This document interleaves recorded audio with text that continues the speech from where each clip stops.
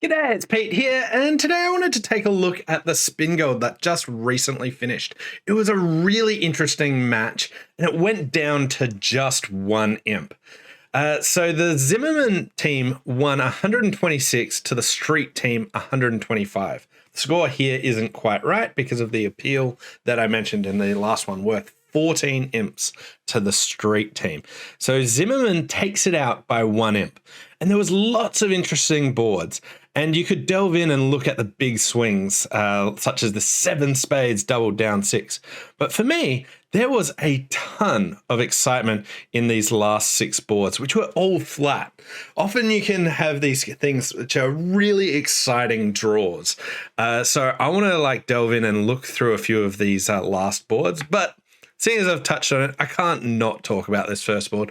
Let's jump in and take a look at some of the boards from the final round of the Spingold. So here's the exciting board that kicked off the final stanza. So going into this final match, Street were actually up by 10 imps at this stage. So if you ever want to look at the running score, Street's up 14 imps more than what it says. So currently it was 100 to 90 at this stage. And here West opened a club and East bid a spade, which showed diamonds, and South bid 4 spades. And now West bid 5 clubs. And East had lots of hopes and dreams about this hand, but this really puts some dampening on that for them. And the best they could do is really just bid 5 diamonds. They could try bidding a bit more, but it's pretty difficult. It kind of feels like a misfitting sort of hand. So they opted for 5 diamonds. Now, you can actually make 6 diamonds here. And it sort of looks like you can make 7 diamonds because it looks like East-West have 7 diamond tricks and 7 club tricks when they break, and the ace of hearts, ace of spades. It looks like they got 16 tricks on the hand. But if you lead the king of spades, this actually just cuts communication, or in this case, the 9 of spades. But knocking out the ace of spades means that because the diamonds are so short here and there is a void club, they can't draw trumps and then use all the clubs because the spades is their only entry there. Now, you can actually make 12 tricks from here. You could run 3 rounds of clubs throwing your hearts and then just lose 1 heart. But they were trying to play pretty safely for making 11 here. So they made 5 diamonds. At the other table, the auction was quite exciting. So they started with 1 club, which was a Polish club. I went past 2 diamonds and South bid 4 spades. And this time West didn't just repeat 5 clubs, but they passed, which didn't put the brakes on East as much, who elected to opt to jump to 6 diamonds. And now West feels like, I have so much more for my partner if they can jump to 6 diamonds after I've only just opened 1 club, which had a various strong options, but also just sort of normal opening bids. They're like, I want to try and catch up and try and show that I've got this massive source of tricks. King of diamonds is extremely useful. We've got the ace of spades. We've got first round control. And they elected to bid 7 clubs, and their partner put this back into 7 diamonds, which went pass, and North bid 7 spades. They looked at their hand after their partner passed over 7 diamonds. It looks like they don't have any defensive tricks. And they thought, well, I've got no cards in the minors. We don't have any defensive tricks. So they elected to sacrifice. And this goes for 1,400, which, if they're making Grand Slam, which would be 2140, is a great sacrifice. The issue is they can't actually make 7 diamonds. They can make 7 no trumps though. So if the opponents bid to 7 no trumps, you do get 7 clubs and 7 diamonds and those 2 aces. So they're kind of right. There was a Grand Slam on offer here. So 1,400 could have been an okay score, but they actually had a chance to beat 7 diamonds. So this was a big swing out. This was worth 13 imps. And we now have a new leader. There were a bunch of other swings from here, but as I mentioned, I wanted to delve in towards that end. I wanted to take a look at these last boards and check out some of the swings in here. Or not swings, but potential option. So as we were watching, it was sort of riveting to watch, can they get that extra imp? Just any imp would do it. They would put them, tie them there. So here was board 27. They were going up to 30. And importantly, in these spots, it's really hard to gauge how you're doing. You don't know how close it actually is. Anyway, both tables bid their way to 1 no trump. And here it went Queen of Hearts lead ducked and a heart over to the king, and they take it. And at this stage, they take the ace of clubs. And when you see the 8 here, there's actually a safety play that if North has all the remaining clubs, if you just lead the 9 of clubs and let this run, even if North had all the rest of the clubs, it would be okay. You would still be getting, you'd still be getting 3 club tricks, 1 heart, 1 diamond, and 2 spades, and making your contract there. So here they win this, they play the ace of clubs, and here when clubs 3-2 like this, yes, they lost a club trick they didn't necessarily need to lose, but they're guaranteeing that even if North had 4 clubs, they're in the clear here. So at the other table, auction slightly different. They opened a club instead of a diamond. East bit of heart showing spades, but essentially similar sort of stuff. Queen of Hearts lead again, and then heart to the ace. Here they took 1 top diamond, which won first, and now they went for the same play, and they played a low club towards the 7 after they see the 8, and that same safety play. If on the other hand, what they did was they just, if you want to maximize your tricks and clubs, and not just say, I definitely want 3 tricks, here you could play a club towards the king, and if you lead a club back and actually finesse, here's your extra trick. This was a chance where I think they played technically the right line and should have gotten the flat board, but it was an opportunity. This was the 4th last board, and there was 1 imp on offer. Tough one. I think they did the right thing, but I wanted to highlight this. Interesting safety play, and when you come back and you're like, I lost by an imp, why did I do a safety play? You don't know that information at the time, but it's one of these ones that you see it, you see the opportunity watching it. And yeah, we'll move on to board 28, the very next board. So here, they didn't capture the play properly for the north-south side getting to 4 spades. But in theory, you can hold this to 11 tricks if you lead a heart. They lead a spade, and you can always make 12 tricks on this hand, but it is far from easy. So they drew trumps, and you lead a diamond up. And at this stage, if the play was correct, they can, as long as they don't play a diamond here, you can hold this to 11. But 12 tricks was right. At the other table, similar sort of stuff. They got to 4 spades, and here they opted for a club lead. And they won the ace, and they then finessed spades, and they led a diamond back. Now, as long as East doesn't play another diamond, you can hold this to 11 tricks. So a club or a heart will be good enough. So here they return a club. So they're in business. They can hold this to 11 tricks and get that imp to square up the match. So another club, and they then finesse spades and draw the last trump.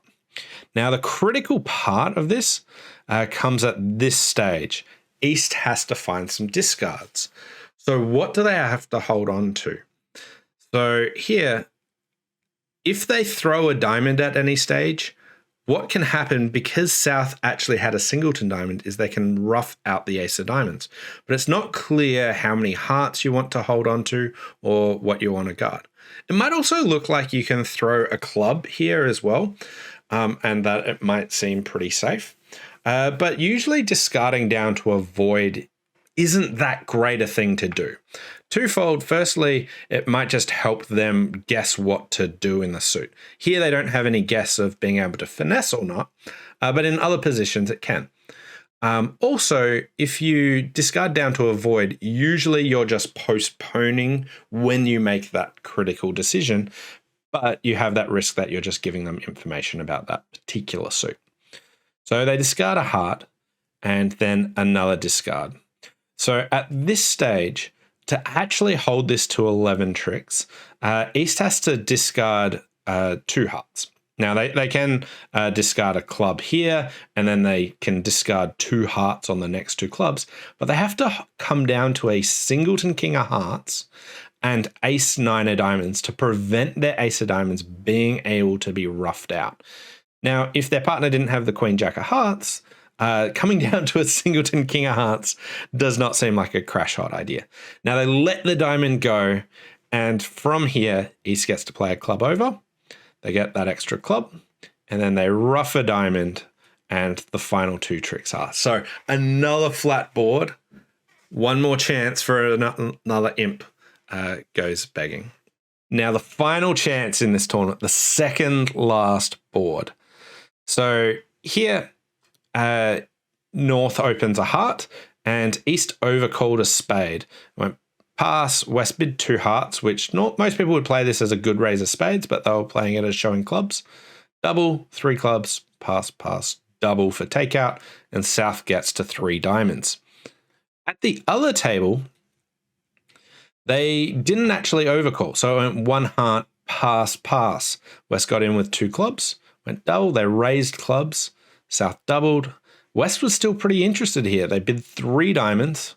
The 3 spade bid by North.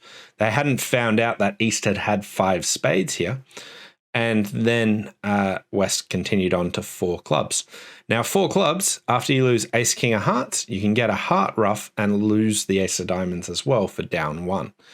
So here, ace of hearts, king of hearts, and the interesting thing I found here is what they return here. So when you think partner's going to trump, what you usually want to do is give suit preference. Now, North has 2 aces. They don't know if they prefer spades or diamonds.